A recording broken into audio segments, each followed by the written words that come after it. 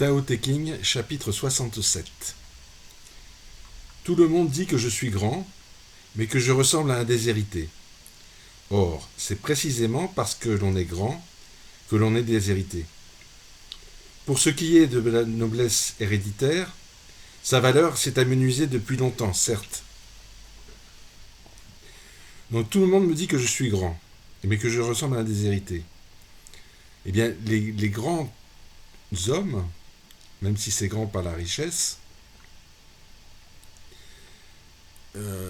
sont déshérités.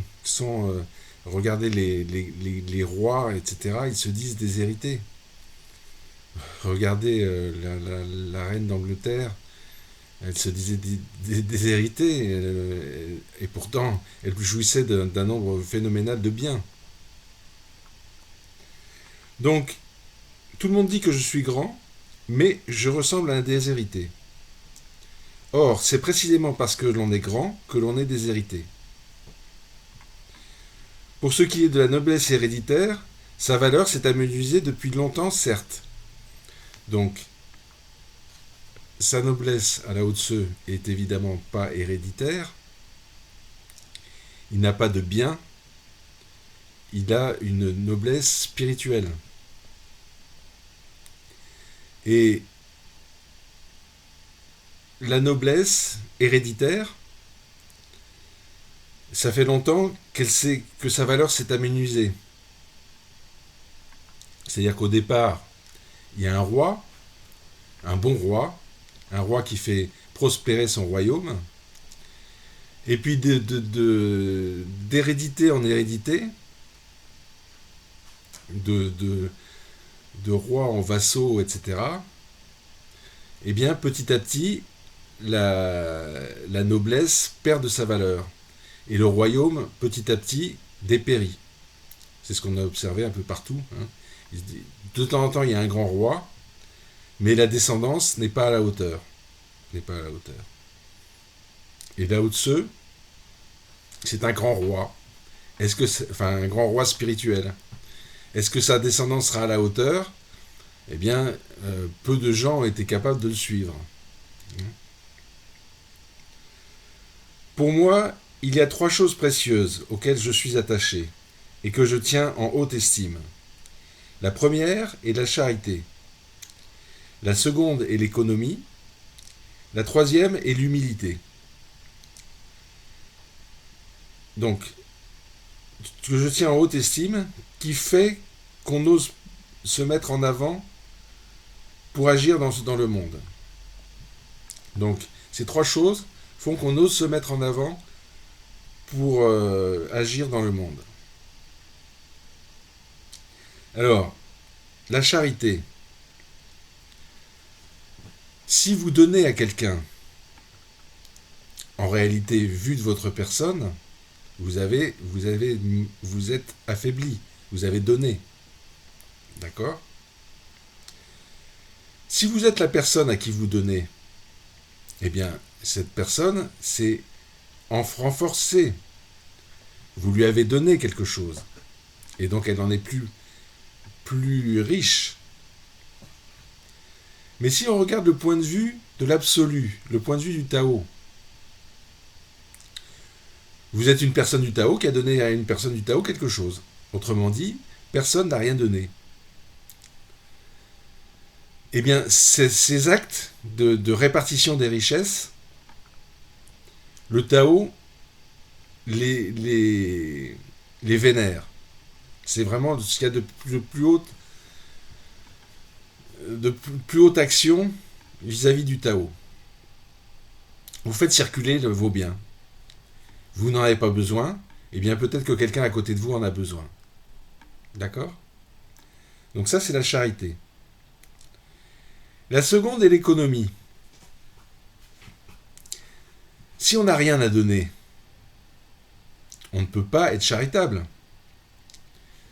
Donc, pour pouvoir être charitable, il faut être économe. Alors, économe, évidemment, pas vis-à-vis des indigents qui sont à côté de vous. Là, vous pouvez leur donner. Vous avez des choses à leur donner. Mais pour pouvoir donner, eh bien, il faut soi-même ne pas trop dépenser, et donc être économe. Si vous regardez toujours du point de vue du Tao, la personne dispendieuse, qui va dépenser à tout va, elle gaspille le Tao. Le Tao n'est pas toujours là pour récupérer les dépenses inconsidérées de cette personne. Par contre, si vous économisez et que vous agissez par charité, eh bien là, vous gérez bien le Tao. Vous gérez bien le Tao. La troisième est l'humilité. Alors ça, moi, j'aurais même dit à Lao Tzu de le mettre en premier.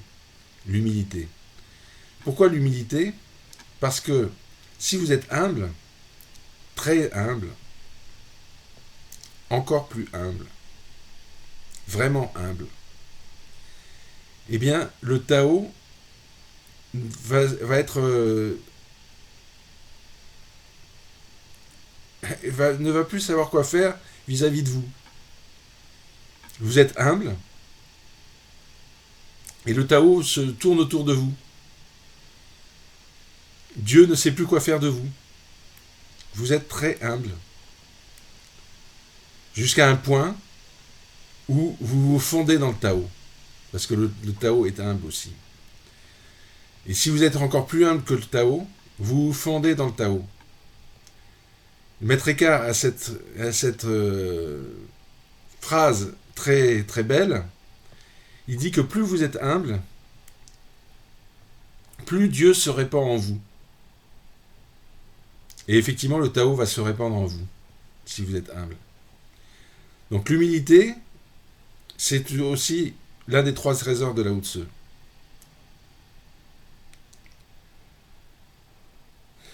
Alors si on est humble, eh bien on va agir comme le Tao et on va se fondre dans le Tao. Et qu'est-ce que ça veut dire, ça, se fondre dans le Tao ? Ben, ça veut dire être au sommet de la connaissance. Alors, ce n'est pas le savoir, attention. Hein, je ne vais pas savoir mes tables de multiplication si je me mets aussi humble que le Tao. Non, pour connaître les tables de multiplication, il faut que je les apprenne. Mais la connaissance du Tao, ça veut dire que si vous êtes plus bas que le Tao, plus humble, le Tao va vous dire « Olivier fait ceci, Olivier fait cela », dans l'instant. Et vous allez faire, parce que vous êtes humble et que vous vous mettez en dessous du Tao. Et qu'est-ce que vous avez besoin de plus que de savoir ce que vous avez à faire dans l'instant ? Vous n'avez rien besoin de plus. Vous êtes ce que Lao Tzu appelle un immortel. Vous avez gagné la confiance du Tao. Vous avez gagné la confiance de Dieu pour Maître Eckhart. C'est pareil.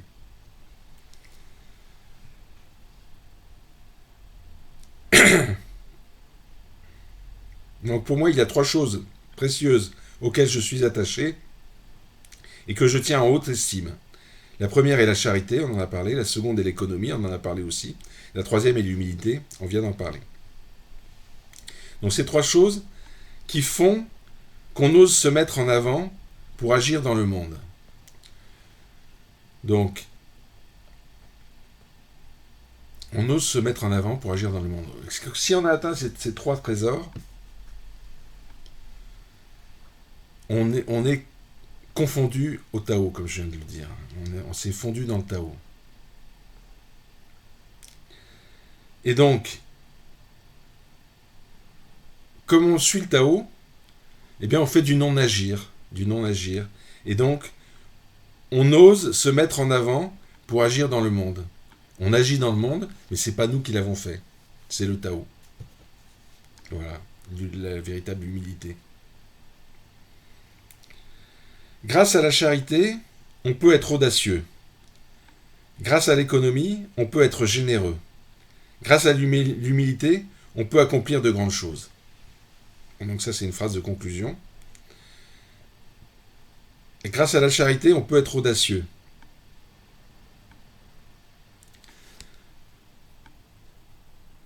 On va faire des choses, comme je l'ai dit, pour le Tao. On va faire des choses pour le Tao si on est charitable. Donc, on va être audacieux, c'est-à-dire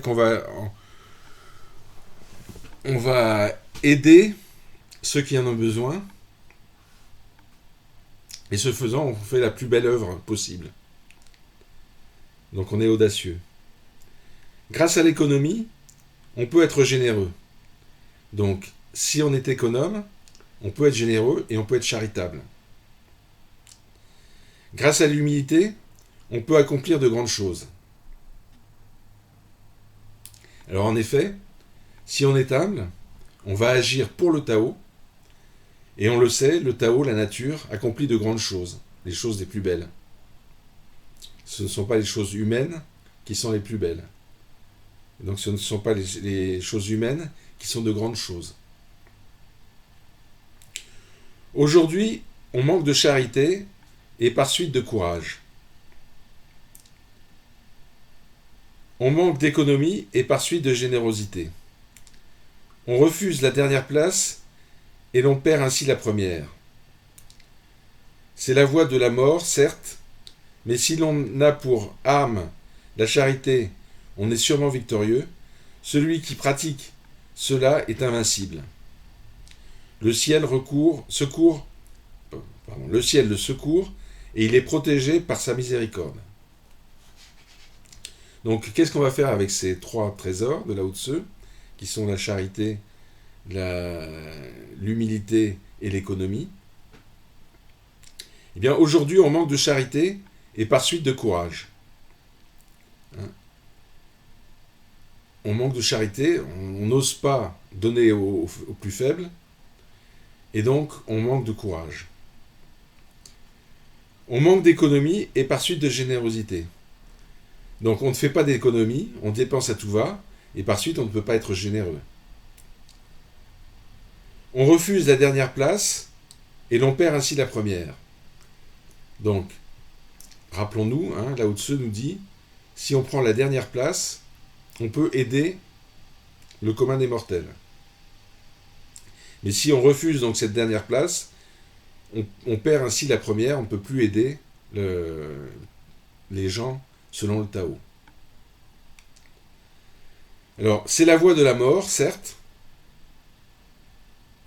Donc, on n'ose pas faire les choses. On n'ose pas être charitable. On n'est pas généreux. On n'ose pas prendre la dernière place. Donc, on a peur. On a peur. Et la peur, ce n'est autre que la mort. Donc, c'est la voie de la mort, certes. Mais si l'on a pour arme la charité, on est sûrement victorieux. Donc si on se sert de la charité, on va sûrement être victorieux, c'est-à-dire qu'on va être considéré comme une âme charitable, tout le monde va bien nous considérer et on va donc être victorieux. Celui qui pratique cela est invincible. Celui qui se met au niveau du Tao est invincible comme le Tao. Le ciel le secourt, donc celui qui pratique cela, de bonnes actions vis-à-vis du Tao, eh bien le Tao le secourt, le ciel le secourt. Et il est protégé par sa miséricorde. Et il est protégé par la miséricorde du ciel. Alors ça, c'est quelque chose qui est assez mystérieux, assez mystique. C'est de croire que le Tao peut protéger l'homme qui suit le Tao. Mais en fait, c'est ce qui se passe. C'est ce qui se passe. Parce que la nature se protège, et si elle a en elle-même un élément naturel qui la suit, eh bien cet élément va être protégé par la nature, et donc le ciel le secourt, et il est protégé par la miséricorde du ciel, par la miséricorde du Tao. Chapitre 68. La perfection pour celui qui commande, c'est d'être pacifique. Pour celui qui combat, c'est d'être sans colère. Pour celui qui veut vaincre, c'est de ne pas lutter. Pour celui qui se sert des hommes, c'est de se mettre en dessous d'eux. Donc qu'est-ce que la perfection? C'est suivre le Tao. Donc pour celui qui commande, c'est d'être pacifique. On le voit bien, hein. Les gens comme Poutine ou même Trump qui ne sont pas pacifiques dans leur déclaration, eh bien, ils commandent certes, mais ça n'est pas la perfection. Pour celui qui combat, donc la perfection, c'est d'être sans colère. Alors c'est difficile à faire, ça, d'être sans colère. Mais on voit, alors, celui qui combat, on le voit bien. Par exemple, en ce moment, il y a eu Roland-Garros et il va y avoir Wimbledon. Donc dans les matchs de tennis, on voit bien que celui qui est sans colère, celui qui sait surmonter ses émotions, c'est celui qui gagne le plus souvent. Celui qui s'énerve, il perd des points, il perd des points qui lui sont chers, et, enfin des points importants. Et donc, il perd le combat. Donc pour celui qui combat, c'est d'être sans colère. Pour celui qui veut vaincre, c'est de ne pas lutter. Alors, les arts martiaux, effectivement, on ne lutte pas, on utilise l'énergie de l'adversaire. Donc c'est ce qu'il dit ici, pour celui qui veut vaincre, c'est de ne pas lutter. Donc Lao Tzu était certainement un précurseur dans les arts martiaux. Pour celui qui se sert des hommes, c'est de se mettre en dessous d'eux. Donc celui qui veut faire sa maison, par exemple, à des entrepreneurs, eh bien, s'il veut que ça marche bien, il a intérêt à être en dessous d'eux, à être au petit soin avec eux, à leur proposer le café à l'heure du café, les aider à leur passer les outils, etc., et être en dessous d'eux. Ne pas les prendre de haut. Tout cela, donc, s'appelle la vertu du non-lutter. L'art de servir les forces humaines en coopérant avec le ciel, suprême sagesse des anciens. Donc cela s'appelle la vertu du non-lutter. Donc, le non-lutter, c'est quoi? C'est l'art de se servir des forces humaines en coopérant avec le ciel. Donc, du non-lutter, donc faire que les gens travaillent, mais non pas travaillent pour obtenir un objectif, mais en respectant, en coopérant avec le ciel. Et en coopérant avec le ciel, on va peut-être pas aboutir exactement à ce qu'on avait désiré, puisque je vous rappelle qu'on est sans désir, mais on va aboutir à un résultat qui sera peut-être mieux que celui qu'on avait espéré. Et donc il conclut, tout cela, c'est la suprême sagesse des anciens. Les anciens n'en demandaient pas trop à la nature. Ils respectaient la nature.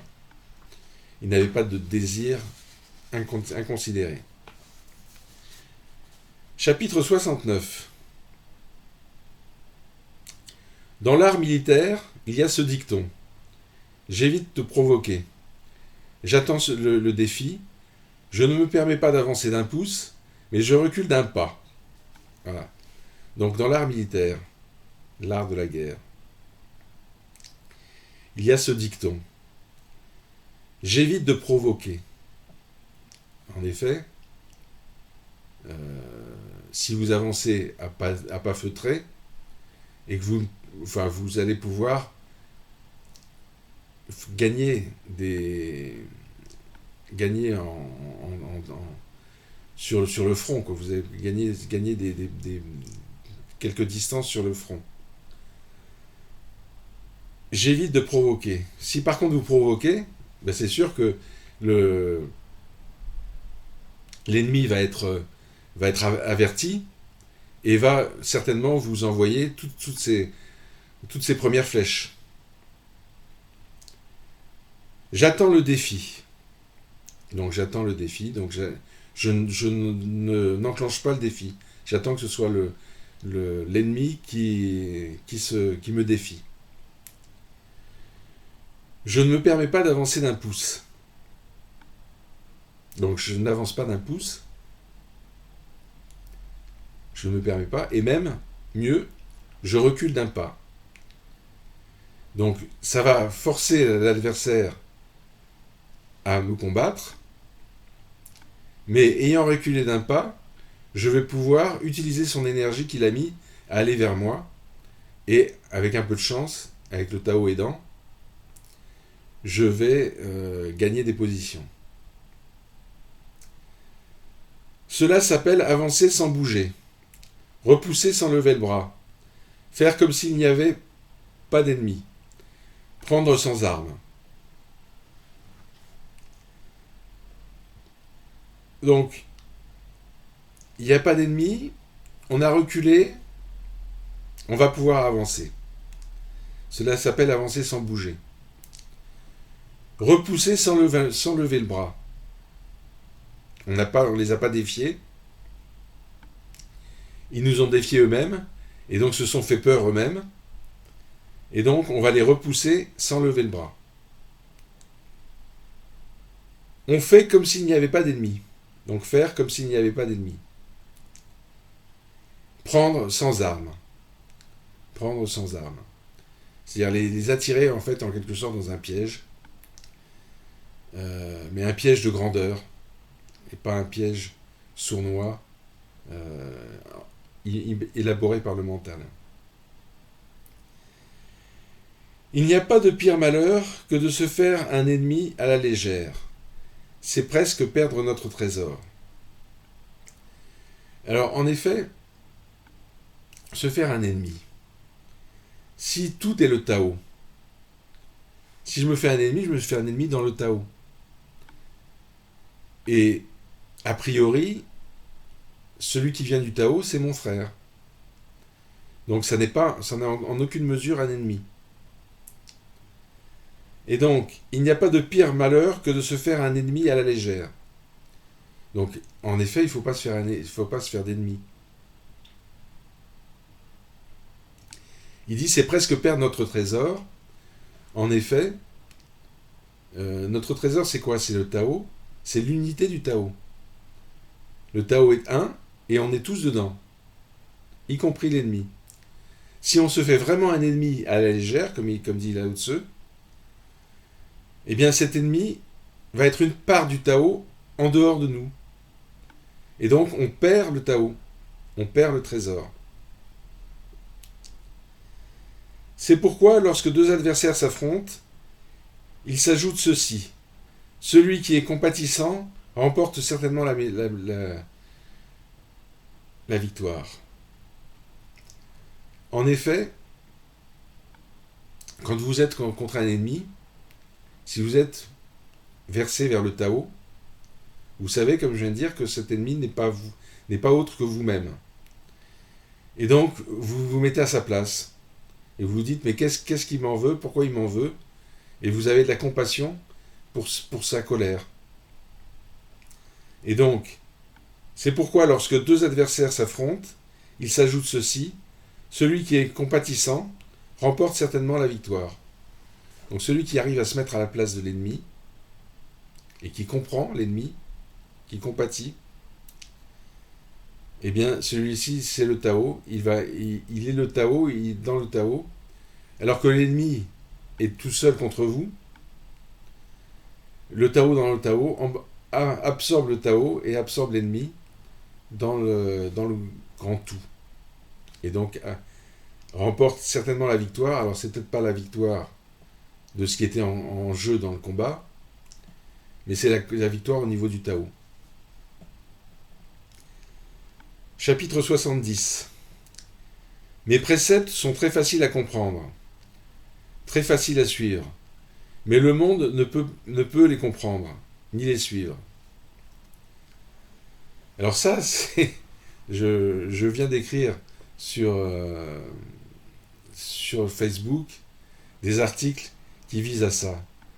J'essaie de dire la vérité, de dire que le Tao, c'est l'unité, que, la non-dualité, c'est le Tao, etc., etc. J'essaie de dire que c'est très simple. Mais, donc, comme dit Lao Tse, mes préceptes sont très faciles à comprendre. Et oui, le non-désir, le non-lutter, le non-agir, c'est pas compliqué. C'est pas compliqué. Très facile à suivre. Bah oui, c'est fait pour. Donc le non-désir, on n'a aucun désir.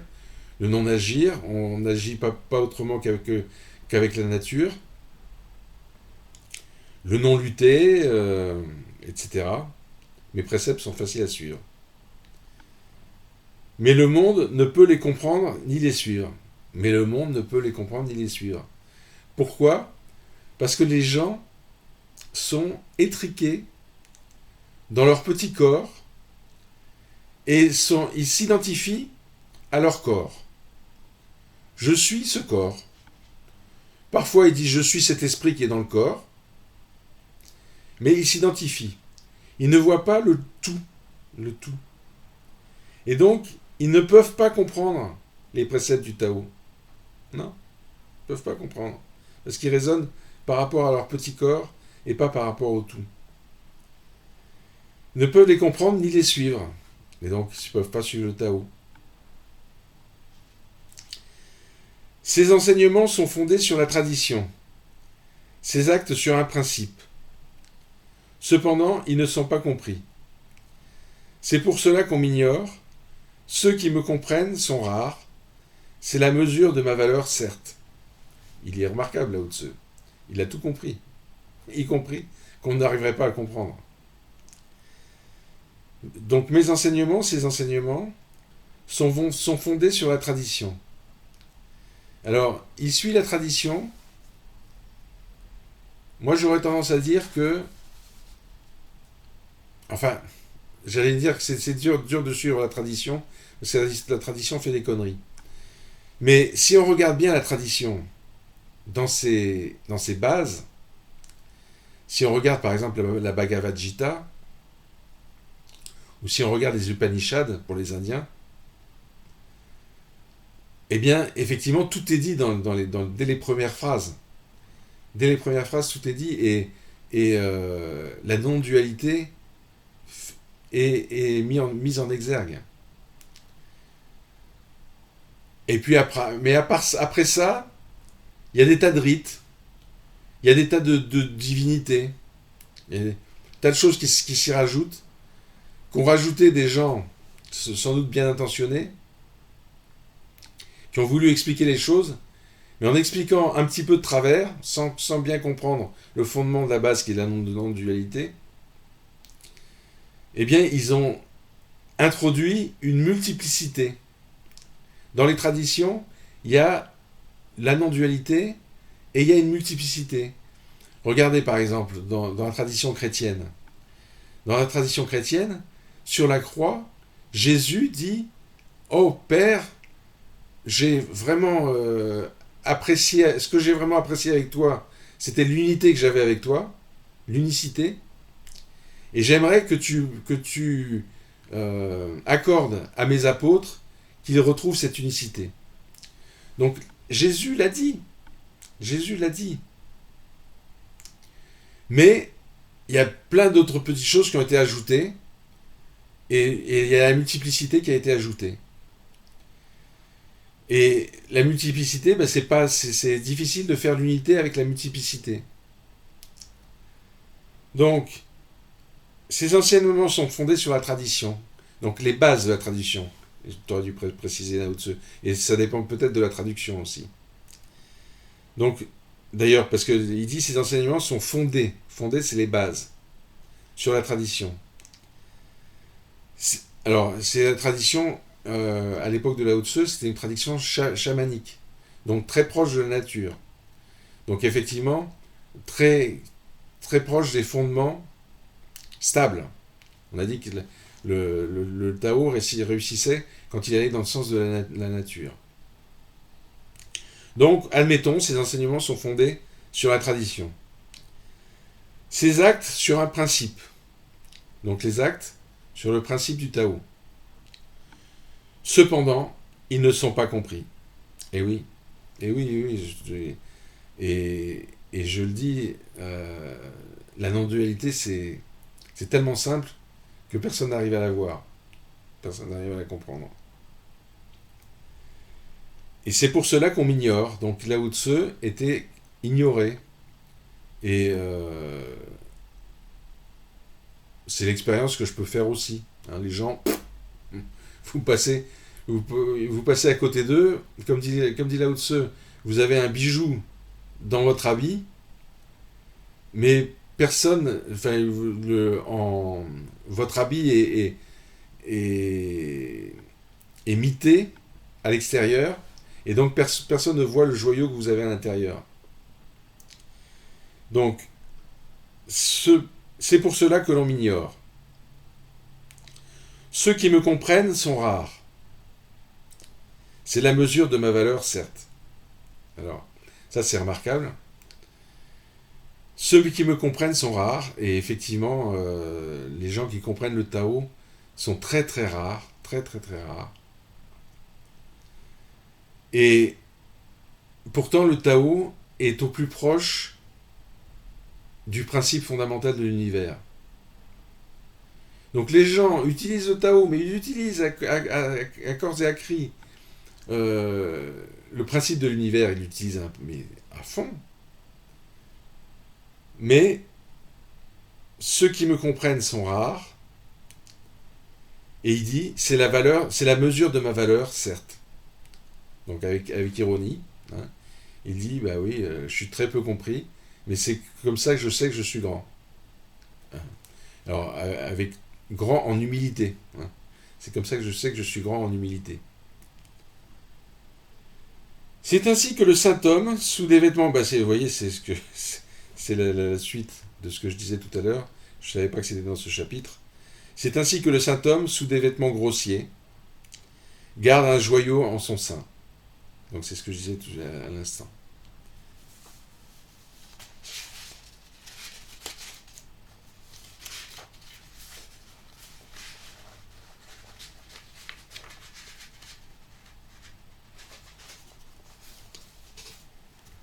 Connaître le non-savoir est élévation, chapitre 71. Ignorer cette connaissance est une maladie. Cependant, souffrir de cette maladie, c'est par là même n'être pas plus malade. Le saint homme n'a pas cette maladie, car il en souffre. Cela étant, il n'est plus malade. Alors, Lao Tzu se perd dans les histoires de maladie. Parce qu'effectivement, suivre le Tao, c'est une maladie. Moi qui suis bipolaire, je ne vais pas vous dire le contraire.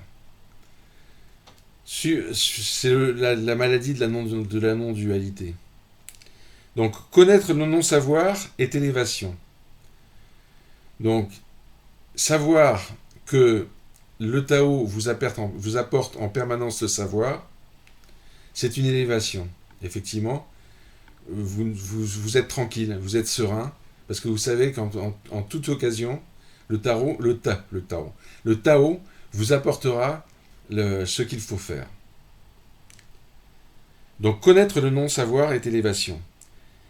Ignorer cette connaissance est une maladie. Donc ignorer cette connaissance est une maladie aussi. Ne pas connaître le savoir. Donc, connaître le non-savoir est élévation, et ignorer cette connaissance est une maladie. Donc ceux qui ne connaissent pas le Tao sont malades. Cependant, souffrir de cette maladie n'est par là même n'être plus malade. Si on souffre de cette maladie, qu'on a donc problème avec le savoir, eh bien, c'est par là même, le Tao vous secourt, et donc vous n'êtes plus malade. Vous n'êtes plus malade. Le saint homme, lui, n'a pas cette maladie, parce qu'il il sait que le non-savoir est une élévation, parce qu'il en souffre. Effectivement, il souffre de savoir. Le savoir lui pèse. Cela étant, comme il a compris le non-savoir, il n'est plus malade. Alors, je vous relis le chapitre pour que vous compreniez. Connaître le non-savoir est élévation. Ignorer cette connaissance est une maladie. Cependant, souffrir de cette maladie, c'est par là même n'être plus malade. Le saint homme n'a pas cette maladie, car il en souffre. Cela étant, il n'est plus malade. L'histoire du non-savoir. Chapitre 72. Si le peuple n'a pas une crainte respectueuse pour les grandeurs, la majesté suprême l'atteindra. Si le peuple n'a pas une crainte respectueuse pour les grandeurs, la majesté suprême l'atteindra. Alors, l'homme du peuple a une crainte respectueuse du roi, par exemple, et pour les grandeurs. Mais si c'est un... Ah zut, le nom me revient plus.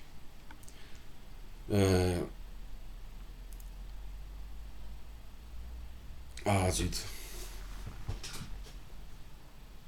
Si c'est un Robin des Bois, voilà.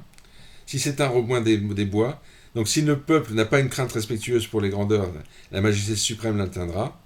Donc s'il n'a pas de crainte pour les grandeurs, s'il se dit, bon, ça c'est le roi, ça m'intéresse peu, donc s'il devient un Robin des Bois, eh bien la majesté suprême l'atteindra, c'est-à-dire qu'il sera au-dessus du roi.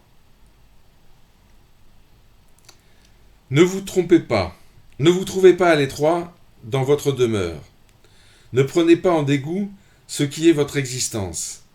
Il suffit de ne pas mépriser sa condition pour ne pas s'enlacer. Ne vous trouvez pas à l'étroit dans votre demeure. En effet, dans votre condition, quelle qu'elle soit, même si vous êtes dans un petit appartement, etc., vous vivez. Et vous vivez le Tao. Donc ne vous trouvez pas à l'étroit dans votre demeure. Ne prenez pas en dégoût ce qui est votre existence. Donc votre existence, dites-vous que c'est la vie. C'est la vie, vous avez la chance de vivre la vie, même dans des conditions très déplorables, entre guillemets. Vous êtes vivant et vous êtes le Tao. Et donc, Lao Tzu rajoute, il suffit de ne pas mépriser sa condition pour ne pas s'enlacer. Alors moi, la phrase que j'utilise, c'est il suffit d'accepter sa condition pour ne plus jamais s'enlacer. Donc j'ai dû voir dans une autre traduction. Hein. Donc il suffit d'accepter, donc de ne pas maîtriser sa condition pour ne plus jamais s'enlacer, pour ne pas s'enlacer. C'est excellent ça. Vous êtes dans votre pièce, vous êtes en train d'attraper chaud, ça vous énerve. Autre façon de faire, vous acceptez d'avoir chaud. Et le fait d'accepter d'avoir chaud vous fait percevoir le petit courant d'air qui vous fait du bien. Et vous dites, oh, quel bonheur ce petit courant d'air qui me fait du bien. Et ainsi, vous allez voir que votre condition, elle est géniale. Et vous n'allez plus vous enlacer. Sincèrement. Hein, n'ayez pas des vues hautes. Ne vous dites pas, oh, j'ai 55 mètres carrés dans mon appartement, j'aimerais en avoir 70. Non. Ces 55 mètres carrés me permettent de vivre très bien et de vivre ma vie comme je la considère. C'est-à-dire génial. Donc il suffit, je redis la phrase parce que je la trouve sublime, il suffit de ne pas mépriser sa condition pour ne pas s'enlacer. Il suffit de ne pas mépriser sa condition pour ne pas s'enlacer. C'est très, très, très, très, très profond. Si vous acceptez que vous êtes, vous allez vivre le nirvana. C'est juste ce que ça veut dire. Le symptôme se connaît sans s'observer. Il s'aime sans se priser. Alors le symptôme se connaît sans s'observer. En effet, le symptôme se connaît de façon intérieure. Se connaît de façon intérieure.